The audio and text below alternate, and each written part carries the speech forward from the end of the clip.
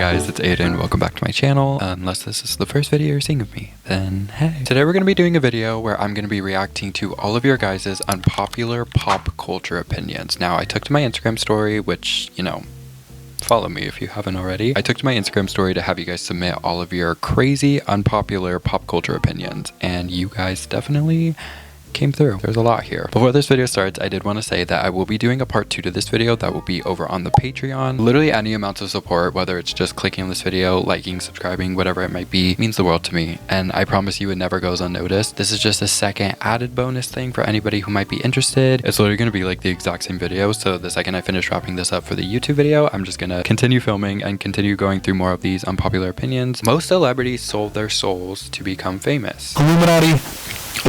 Billie needs to take a break from Phineas. I agree. Ariana Grande doesn't seem to be a nice person. Beyonce is reliant on features for big successes. Doechii shouldn't be getting backlash from the Met Gala. I disagree. So that will have a separate video that will just be behind the Patreon if anybody's interested. Again, not expected, but always appreciated so much. And yeah, I think that's all I have to say. Like this video, subscribe, and let's get into it. Taylor's version is better than the OG. Sorry. I feel like this is a bold statement to like group everything together to say that like all of the Taylor's version are better than the originals, because I don't personally believe that to be true. I actually made a TikTok where I talked about this a little bit, where I feel like the re-recordings for me personally and my personal taste were like a 50-50 success rate. I found that like 50% of the time the Taylor's versions were better, but then the other 50% of the time I feel like the Taylor's versions got a little messed up. And obviously it goes without saying that there are some songs like Last Kiss and Dear John, these very emotional songs, like you can't recreate that again. You can't recreate and you can try to get back in that mindset, and I'm sure she tried to do that, but songs especially like Dear John, it's like that's a once in a moment type song that she could have only made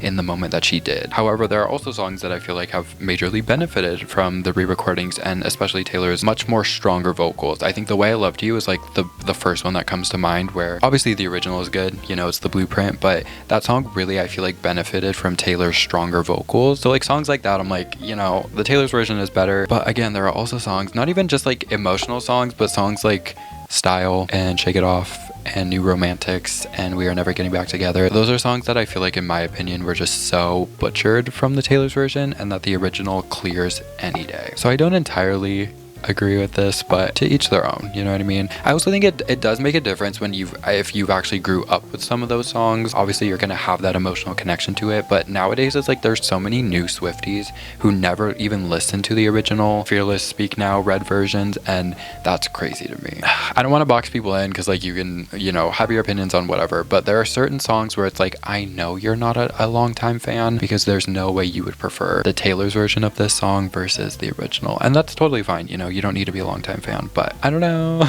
I don't get Benson Boone hate. Like, I don't care for his music, but I don't hate him. This is exactly how I feel.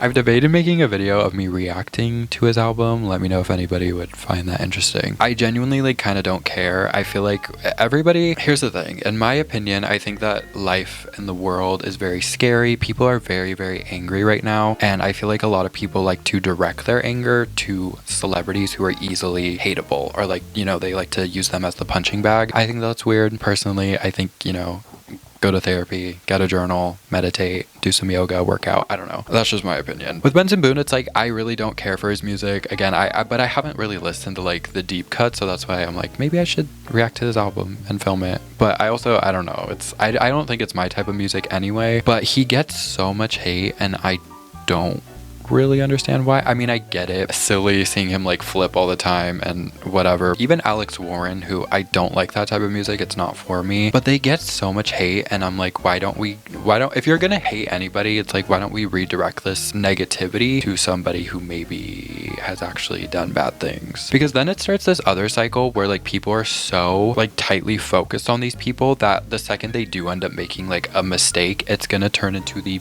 biggest thing in the world, because they already have people who don't like them and like are waiting for them to misstep or something, and then it's gonna be an issue. And then, because right now it's like people don't really have a reason to hate on Benson Boone. I mean, you cannot like the music, that's totally fine, but that's not like, he hasn't done anything objectively wrong. But the second he does do something wrong, which he will, because he's a human being like everybody else, it's gonna be a huge thing. And that's what I'm a little nervous for, because right now he's not really hurting anybody. So I don't know. Addison Rae has such star quality. I totally agree. I don't know that I feel like this is an unpopular opinion. I think a lot of people agree with this. However, she does get also so much hate. The amount of people that are like, I'm not falling for Addison Rae propaganda. I don't care. We didn't want you anyway. This isn't for you. Anthony Fantano, Addison Rae is not for you. Oh my god, I watched his review and I got so mad. I got so mad. I just feel like, I don't even know if I want to talk about him and give him airtime. I just feel like there are certain things, obviously music is subjective, but there are certain things where it's like, you are not going to get anything from this. And I feel like people who don't like Addison Rae, like you are the example of people, you're not going to get anything out of Addison Rae. The same way that like, I'm not hating on these artists, but it's, I don't get anything out of listening to Travis Scott or Drake or Kanye or people like that. Because everything that I've heard them sing about, it's just, it's not for me. I don't relate to it. I don't want to relate to it. And it's kind of the flip-flop way with Addison Rae, where what is a straight white man gonna get out of listening to Addison Rae? What is Anthony Fantano gonna get out of wanna roll one with Lana, get high with Gaga, and the girl I used to be is still a girl inside of me? Nothing. You're not gonna get anything out of that, Anthony Fantano. And again, like his job, I don't know why I'm like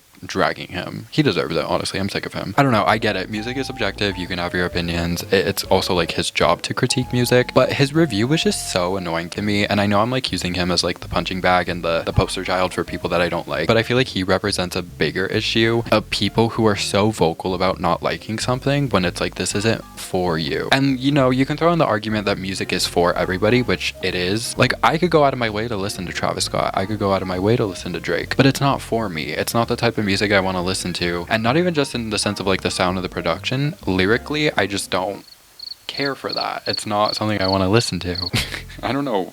I'm looking at the assumption it's literally Addison Rae has such star quality, and I went on the biggest rant. Well, yes, there are massive double standards for female artists. Again, I don't think this one's like super unpopular, but obviously this is true. Nobody's yelling and screaming at Drake to like do an Eras tour and to reinvent himself 1,000 times. I think Taylor's talked about this extensively in a very insightful way, so very true. I got a couple of people being like, I love Joshua Bassett, Sabrina Carpenter, and Olivia Rodrigo, and like that's totally fine. I totally agree. I really like actually all of their music. Obviously, we know I love Olivia Rodrigo and Sabrina Carpenter, but I've always liked Joshua Bassett's music. I think it's hard for Joshua because he's like the one who hasn't had the like big mainstream success, but I don't think that's really what he's wanting. I think when you make the type of music he does, you can't really achieve that type of like main pop girl. I mean, he's not a pop girl. He won't be a pop girl, but like, you know what I mean? Like he can't achieve that type of stuff. Not saying he can't, but like just, it doesn't seem like that's what he wants anyway. And he seems like he's doing good. So love all of them, honestly. The Barbie movie was bad. Can I speak my truth? Guys, I never watched the Barbie movie. I know.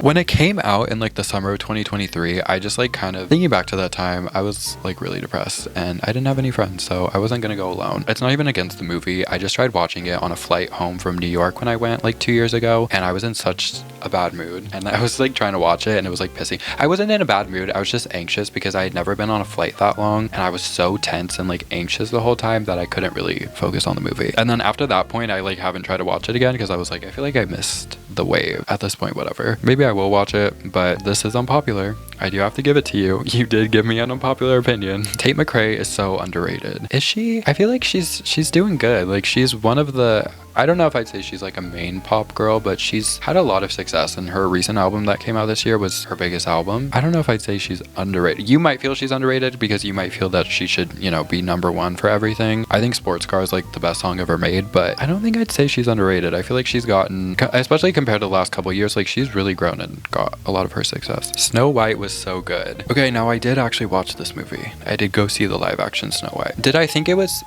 amazing? No. Did I think it was as bad as everybody else was making it out to be? No. Maybe I'm biased because I love Rachel Zegler. I love her. You will never catch me. There will never be a day on this earth where I'm hating on Rachel Zegler. It's not happening. It's not happening. I'm so sorry. That's propaganda I'm not falling for. Hating Rachel Zegler. Everybody else in the movie, actually, no, I take that back. Honestly, everybody in the movie was really good except for Gal Gadot. I don't know what the hell she was doing. Controversies aside, everything aside, I just like, she was not a good fit for the role, and I literally like, I can't wrap my head around the fact that I don't understand why she was in the movie. The only thing that does confuse me though is that Rachel Zegler got so much hate and backlash for like the promo leading up to the movie, because she was doing all these interviews saying that, you know, they weren't going to do the original Snow White concept. It was going to be a more feminist whatever type situation, and the conservatives did not like that, let me tell you. But my confusion about it is that it literally was the exact same movie, and that's where I'm confused about it, because I feel like because of how much backlash and hate she was getting and all the stuff they were saying, I was expecting the movie to be a completely different thing, and it literally was the exact same. It was like literally the exact same thing. There was literally nothing different about it. It was the exact same storyline movie that we all know and love. So that's where I'm confused, because I don't know if they maybe changed something or if she was just like, it's just confusing to me because that's what got so much hate for the movie, and then it ended up just being the exact same thing. So I'm like, we didn't need to. I don't know what happened. I don't know. Maybe something was different, but genuinely it was like it was the exact same storyline. The Torture Poets department flopped.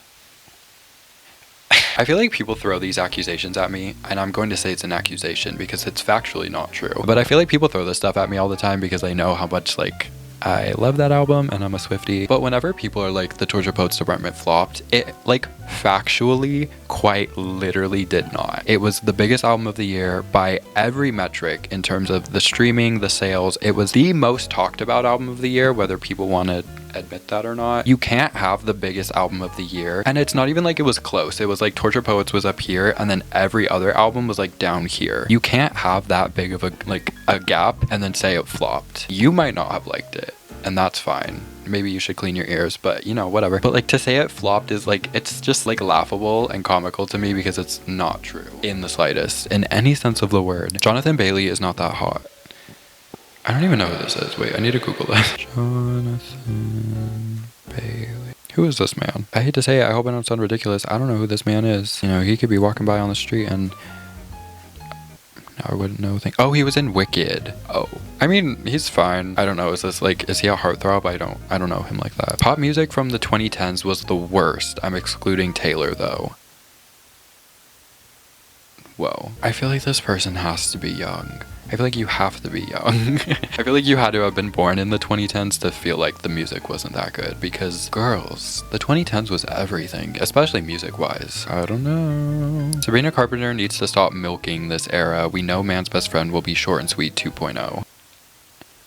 I'm curious what you mean by milking it. I'm actually, in my opinion, I'm actually surprised she's not doing more right now. I do think, I mean, the album comes out in like a little bit over a month, so I do think we'll get another single. That I'd say that's pretty likely. But to say she's like milking it, like we've only gotten one song and like a video, so I'm curious what you mean by that. Adele is overrated. I would never say that. Never catch me saying that. Chappell Roan acts like she's not media trained. I don't think she is media trained.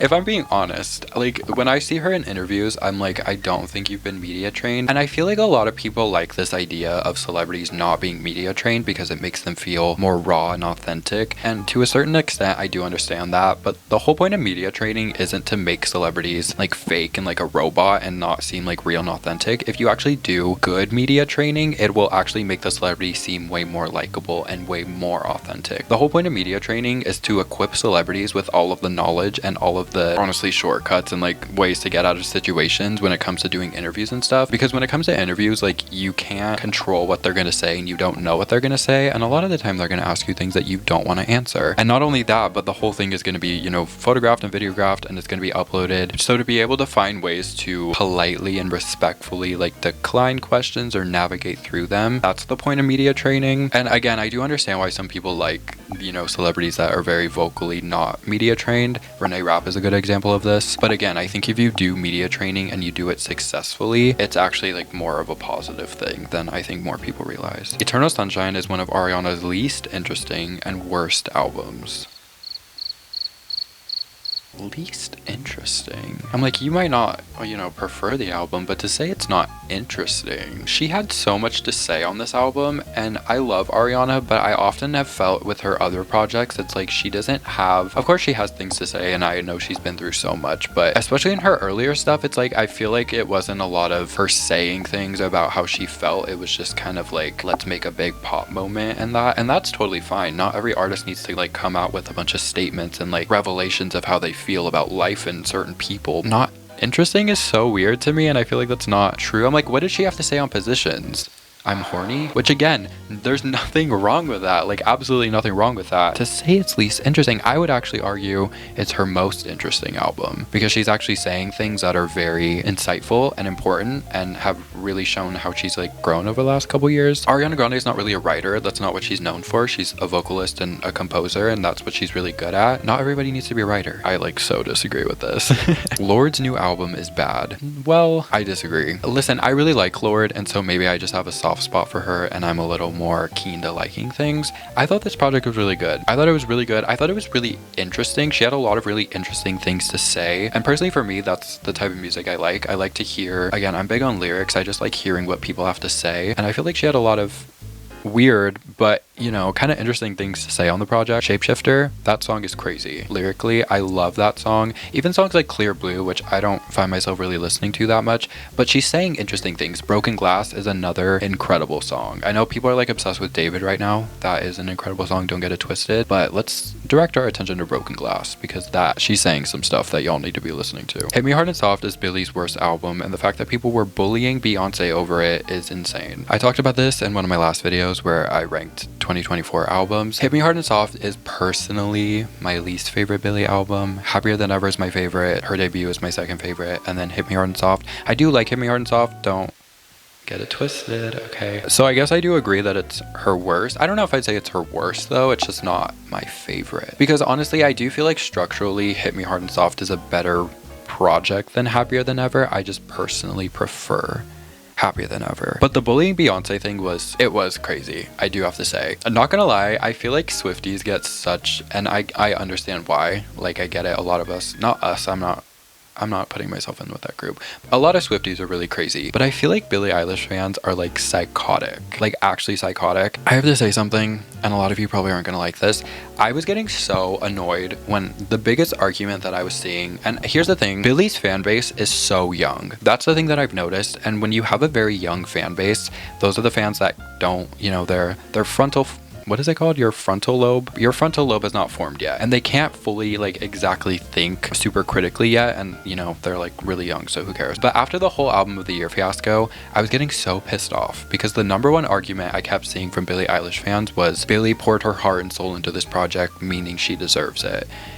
Girl, every single artist in that category poured their heart and soul into their project. Billie Eilish is not special because you feel like she poured her heart and soul into it more than everybody else. Beyonce, Sabrina Carpenter, Taylor Swift, even, who else was even nominated? Charlie XCX, Chappell, Roan, even the other like random nominations like Jacob Collier, they all poured their heart and soul into their projects. So that was kind of pissing me off because I was like the number one thing whenever you'd ask, well, why do you think Billie deserved to win? Well, she poured her heart and soul into it.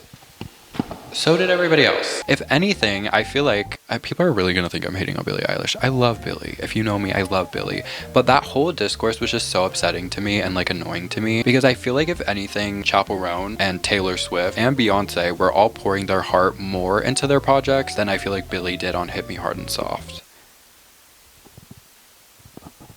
Okay, and I think the final one we're gonna finish off this video with is that pop culture has been completely dry in 2025. Yeah, I feel like 2024, it was like every artist was releasing something last year, which obviously was incredibly exciting, but now it's like we're kind of dealing with the drought of that. I do think next year will be a really good year for music. Yeah, I'm like trying to think of like what major things have happened in pop culture this year. I also think just like politically, like there's so much with politics going on that has been kind of taking over everything, and I feel like, not to say that last year wasn't focused on politics, because obviously it was, you know, the presidential election, it was very focused on politics, but there are also like so many other things going on, and I also feel like people were a lot more hopeful for politics last year, and now we're like I feel like honestly we've consumed more politics this year than pop culture. I miss when we were just focused on Eras Tour and the Renaissance Tour, the fact that our president is literally ruining the country. So yeah, I mean, I agree, but also, you know, there have been some good things happening this year. Also, we're only like halfway into the year, so there's still so much to come. I really do think Sabrina Carpenter will have a very big moment yet again. Addison Rae has been a highlight for me for sure. Lady Gaga,